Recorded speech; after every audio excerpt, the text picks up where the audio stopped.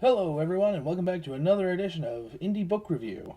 Today I am reviewing Daughter of Atlas by Kirsten M. Corby. Now, as we all know, well, as some people might know, I did recently just change my whole style of doing things. But I judge the book based on plot, characters, writing, imagination, and the ending. And yeah, and also my basic enjoyment of the book. And I've got to say, I really enjoyed this book. Really, really enjoyed this book. But let's get into the assessment. Plot. So, the main character, Hirata, I don't, a lot of the names are a little more difficult to pronounce. Easy in the head. Off the tongue, not as much. At least, not for me anyway. Yeah, but yeah, she goes out to do like the summer solstice song with the dolphins, but the dolphins are like, no, humanity's fucking things up. They are using way too much earth magic, and shit's about to go down. So she does the song herself, and then goes in to take a look and discovers shit's about to go down. People are using way too much of this earth magic. So the majority of the book is her trying to convince people to not use near as much of the earth magic as what they are. Trying to give back what they're not using. And everyone's all like, no, I'm not doing that. You're crazy. Because she's young, she doesn't know how to present herself in a way that's really going to convince people, so people are really not buying it.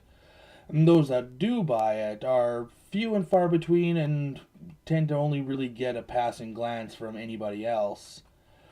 So she's kind of up the creek without a paddle, but slowly she finds that she's gaining power and she's able to use this earth magic in a way that most people have never been able to use it before. And from there, she tries to create a plot that's going to stop people from using so much earth magic and from doing something that is going to really fuck things up. So in terms of plot, I mean, it is kind of the basic person tries to stop a horrific event style book. I've seen it before, but not like this. I mean, there's no real way to tell a whole new original story. It's all been done before.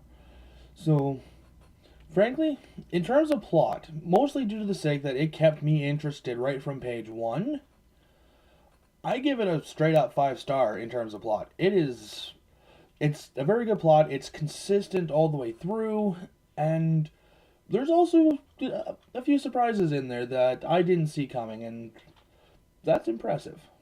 So now we get into characters, and let's start off with the main character, Hirata. She is definitely her own character to start with. She starts off as this really nice, kind of naive, but also really knowledgeable in what she does. You know, she's been a priestess of the Nine Seas for a long, long time, or at least been at the Temple of the Nine Seas for a long, long time, and is the head priestess of said temple. So she knows what she's doing. She knows her shit. And as the story goes, and people don't believe her, and she's fighting hard and hard and harder and harder, she becomes way more cynical towards the world. She becomes way more suspicious of everyone around her. And some of that really did kind of grate on me a little bit, because when she starts to become suspicious towards people, it kind of comes out of nowhere, at least at first. I mean, don't get me wrong, she just survived an assassination attempt, so I definitely get that, but people who have been proving themselves to her that they're not trying to kill her, that they're not trying to sabotage her, she still doesn't believe them. No, that does end up proving that she was right to not believe them all along, but yeah, just that one scene in particular kind of didn't work for me. It doesn't mean that it doesn't work for the book itself. It just didn't work for me. Uh, the love interest, Brannick, I liked that character. I really did. Because, he's trying to get the girl, and he's really being genuine, at least as genuine as he can possibly be, given the situation. He doesn't really understand what the whole Earth power thing is all about, or how it works, because he's not able to even use it. So he's kind of like the outsider looking in for the reader, which is kind of nice, actually. And while he does have a few of his stumbles and falls in terms of, his placing with Harada and all the other characters and stuff like that, he does still manage to try and be the best person that he can possibly be throughout the book. Yeah, he makes some stupid decisions. Yeah, he says some dumb shit, but that just made him seem more like a real character to me. He seemed more like a real person, and probably the most real person in the book itself. So yeah, Brannick was awesome. The King of the Sound known, Herodian, Harada's father, nice guy. Up until Harada really starts spurning everybody and just wants everybody gone from her, you can really tell that he cares about his daughter, that he wants nothing more than the best for her, and yeah, he goes about things in the wrong way, and you can kind of see where she herself gets the inability to really present herself to others in a way that will get her not just listened to but heard. You definitely see it. All in all, actually, the characters are very well written. There's very, very few inconsistencies, and the one that I did really find that grated on me is a personal thing with me. It was still in its own way a very real reaction. It still in its own way was still consistent with the character. It just seemed a little too quick to me, but there's a lot of time jumping in the book, so you don't really see the slow gradual. It's kind of yeah, she went through this and this is what's going on. So there's still a lot of consistency. So for characters, 5 stars. Very, very good characters. The writing. So I gotta mention this a little bit first. I am not a fan of heavy description. I am not. Like, in any way. Lord of the Rings was almost unreadable to me because of the heavy description. Stephen King, I have troubles with because of his heavy use of description. I got through 2 Anne Rice novels before giving up due to the heavy description. This book has a lot of heavy description. But, and this is a major point and a major win in my book, it's the way she did her descriptions. It is what she chose to describe. Instead of choosing to describe every insignificant detail or insignificant details in and of itself, instead she chose to paint a tapestry so you knew what you were looking at. You could see exactly what she was trying to get across in terms of setting, in terms of the city, in terms of the islands themselves. It was beautiful to read. So, this is the first book that uses heavy description that I enjoyed. Wholeheartedly enjoyed. So, congratulations on that part. Seriously. That was beautifully well written. There are some problems, though. She does have a tendency to use the same word consistently in small areas, like key. At least I think that's how you pronounce key. Quay. Pretty sure it's pronounced key. Anyway, yeah, she uses that one a lot, and I understand it's the setting, but I'm pretty sure there's more other descriptive words that could have been used for it. Maybe that's just me, but it did tend to drag things down a little bit. So, For writing, I do have to only give about 4 stars. But still, a lot of that really, really does come through in the beauty of how she writes. Don't let that lost star deter you from reading this one. Imagination.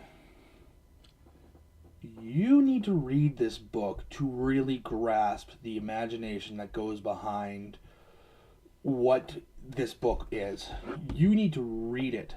You need to experience it to understand the level of imagination that had to go into this. It was incredible. The only problem I have in terms of it was I was never really sure where in the world that they were. You know, she mentions Olmecs, which are in Mexico, and Lycaon, which my very short amount of research said it's somewhere in the Philippines. Now, this is probably it's a nitpick. It really is a nitpick. But not knowing where exactly certain things are in the world, like I would have even accepted like a legend saying, you know, Olmec, modern day Mexico, Lycaon, modern day England, probably, really, because Brannick and his sister Arlautis were described with having blonde hair, which is primarily a European thing, mostly like Germanic and maybe French, from what I understand, from what I know anyway. But it's also described as being an island, so I don't know, maybe England, maybe Ireland. They worship Poseidon, which is a Greek thing. So there was a bit of a jumble in terms of me trying to figure out where places were and where exactly she was trying to talk about. But that's just me.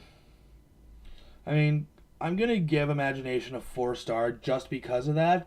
But frankly, other than that, the level of imagination that went into this book is astounding. And you need to experience it to really understand it.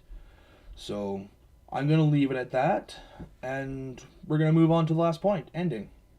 So, ending. I'm not going to spoil anything, because I don't like spoiling things. The reviews are meant to bring people to read the books. If you wanted to know the ending, you'll have to read the book. Although this one, how it ends is right on the cover itself, which is unfortunate, because throughout the book I am going, everything that she does is just going to be for nothing. Everything that she's working towards, everything that she's trying to do is going to be for nothing, because Atlantis is going to fall. It says so it says so on the front cover itself. But that said, how it happens blew me the fuck away. Like, I read the ending today, and holy shit, did I not see what was going to happen coming. Like, I did not anticipate that happening. You know, you get to about the halfway point and you know where it's going to go, but you don't know where it's going to go. Trust me, you really do not know where things are going to go. The descriptions that she uses for it, everything that she puts towards it, just amazing, just perfect. So, despite the ending being on the front cover, I really want to give this ending a 5-star rating. But, and ignoring what's on the front cover, there did seem to be a bit of a Deus Ex Machina at play there as well. Deus Ex Machina, or a bit of a plot armor sort of thing. Actually, I wouldn't even call it plot armor, because the book was basically done. But yeah, there was a bit of a Deus Ex Machina there that I didn't care for so much. It didn't ruin anything for me. It didn't take a whole lot away from it. But there's a certain scene that happened where I'm like, holy shit, she actually did that. She actually had the balls to do it. Like, bravo. But then it got taken away, and that kind of irked me just a bit. So, I'm giving the ending a 4 stars. Still a very, very good rating. But, yeah, there was just that one little thing that really, really irked me.